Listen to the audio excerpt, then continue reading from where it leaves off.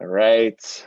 Hello, everybody. Craig Mostel, interim CMO here at GitLab. I'm here to discuss the marketing group conversation based on the key meeting that we ran last week. There was a video there going over the metrics, but I will take your questions. So let's see what we have in the doc, if anything. It looks like, Matt, you have the first question. Yeah, and I understand it's a public stream, so feel free to not answer any components that you're not able to. But in slide 2, I saw that you call out a more expanded target account list. I didn't know if you could share more about that. And then I have a B and a C, but we can do one at a time. Yeah, I can start with that. So from the good news perspective is our what we call account-based marketing, or if you think about it, we have a target account list that we are actively marketing to.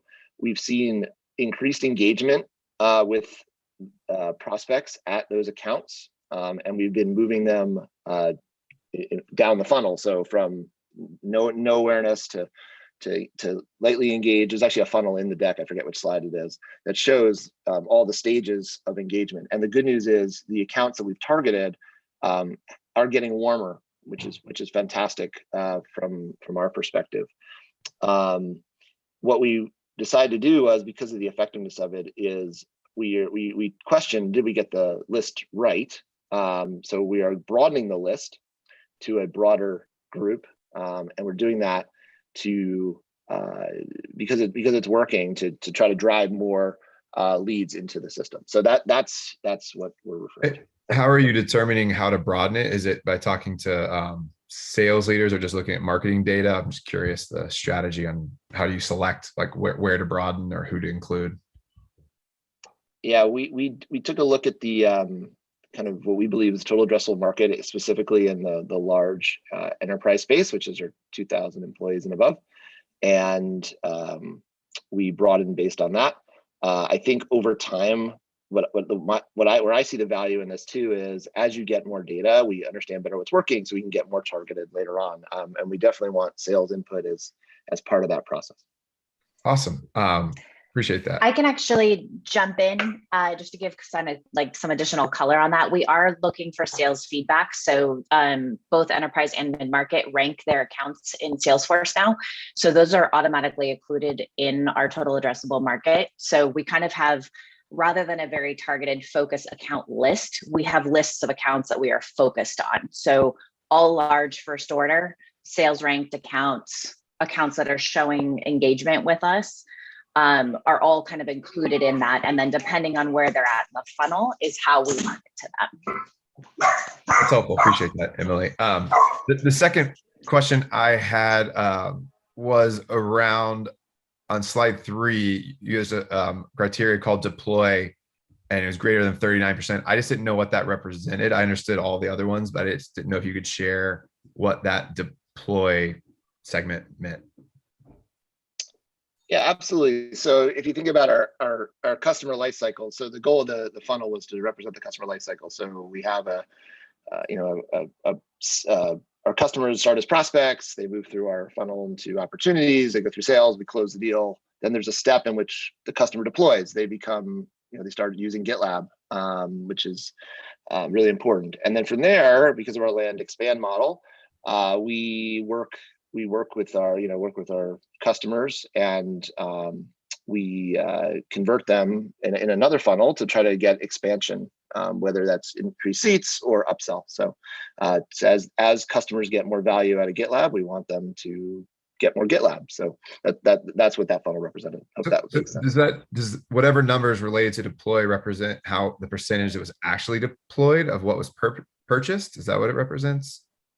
No, so 100% deploy, or maybe not 100%, but I believe, I actually don't know the number exactly that deploy, but it's pretty close to 100%. When they buy, they deploy the technology. What that 39% represents is of the customer base, how many do we generate, what percent do we generate some sort of growth SAO from it? Yeah. That makes more sense. No, I appreciate that. That's helpful. And then my last question, then I'll be done, is I just saw that there was a drop in trials because of the new credit card requirement. I was curious, are there conversations going on to iterate on that and remove it so that we can increase trials again? I didn't know if there's any insights you could share. So the drop in trials, we're still investigating exactly what's driving that. And originally, we have not deployed the credit card paywall in the trial flow, so it's not there. So that's not the reason why our trials dropped. So there's something else going on. We are investigating to figure that out. I don't know if Danielle, I know she was looking into it after the key meeting. I don't know if she has any updates, but I don't have any, sorry. Okay, appreciate it. Thank you. I can jump in here for a quick second. We see the trials from about.gitlab.com are stable. Trials coming from in-app free users is down since the implementation of credit cards. So existing free users aren't finding value as quickly, and some of those users are not starting trials.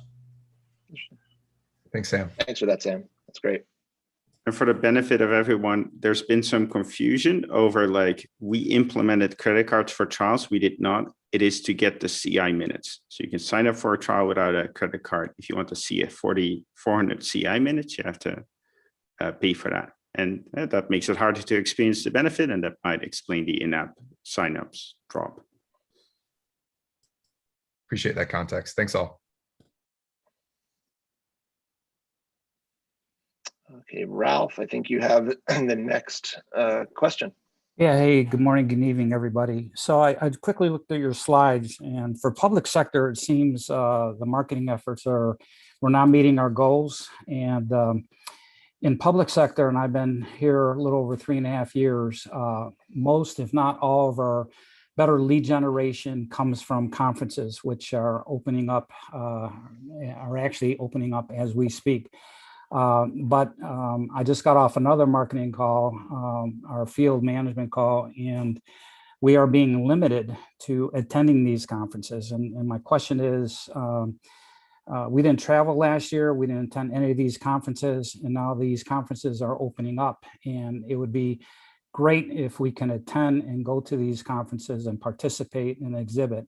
For right now, for Q3, we're limited to 3, and you have DOD, I mean, you have, Air Force, Navy shows, you got the Intel shows, you got civilian shows, SLED, it's quite a few of them. And it's, so we got to kind of pick and choose 3 out of, 8 or 10 that we should be going to generate lead generation. So that was sort of a long-winded statement there, but just want to know your reasoning behind that and how you can help us. Awesome. Well, thanks for that feedback. Obviously last year was a tough year in terms of the ability for people to run in-person events, and they did not exist last year. Right. This year, the company is really making sure that our team members and everyone are safe. That's like our top priority. Right. With that said, we also recognize that there's business realities of how business is done, specifically in public sector. I know that I worked with my eGroup peers and with the marketing leads to choose a couple of conferences. I know, for example, the Amazon, there's an AWS conference that was prioritized, and I know we're going to attend that, and that's specific to public sector. That's a very exciting event. Beyond that, I think there's other field things, and I don't know if Leslie's on, if she wants to comment on how she's thinking about more field events in the public sector, given how important it is to be in person for that. Yeah, thanks, Craig. Hey, Ralph, good to see you. I had not heard nor had given the message on the 3 events. So let's dig into that. And I just pinged Ken on the Americas team on that just to explore more of what that meant. But we do have a process outlined where, like Craig mentioned, he and Evan and Craig's eGroup peers have been working to understand what's the business case, how many folks are we putting out there to travel. So we've got the process outlined in the handbook and issue template the team can work through. And there's, I'll put it in the comments. There's a big one for public sector coming. So definitely here, y'all want to get out in the field.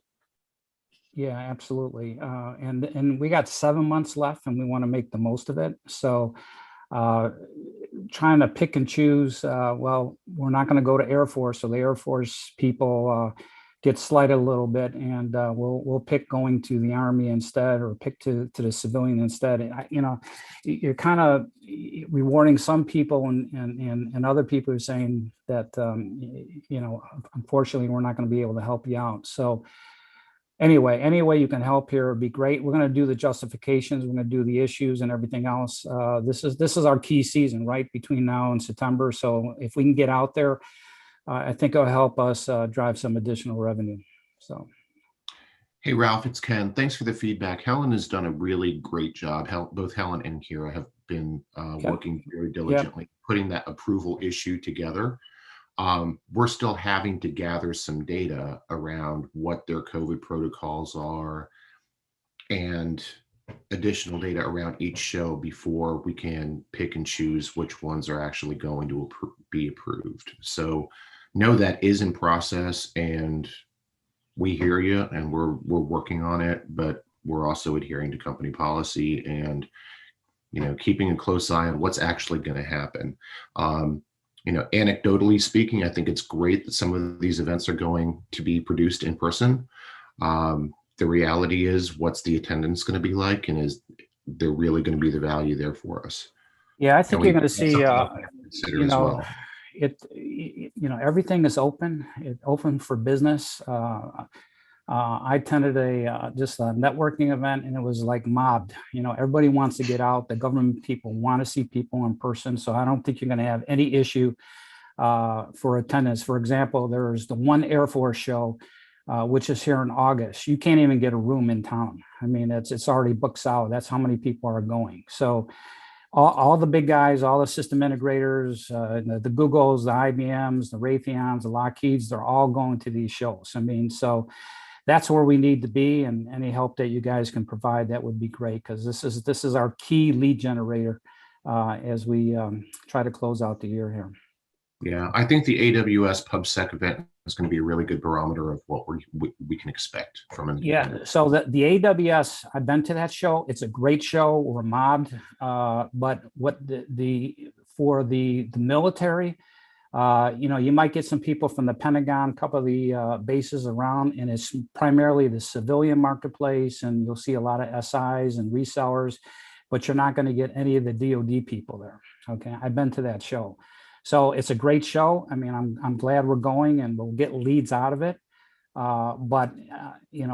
These shows that are specific to the Air Force, or specific to the Navy, or specific to cybersecurity, like DISA and intelligence, so forth, which the show in Baltimore.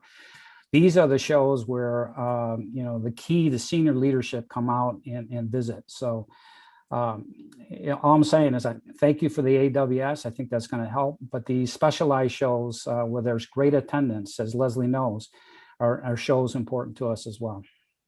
Ralph, thank you for raising this, and the team will follow up after the call. Appreciate it. Thank you. All right, let me go back to the agenda here. Let's see if we have any. I see the agenda is blank. Does anybody have a question they'd like to verbalize?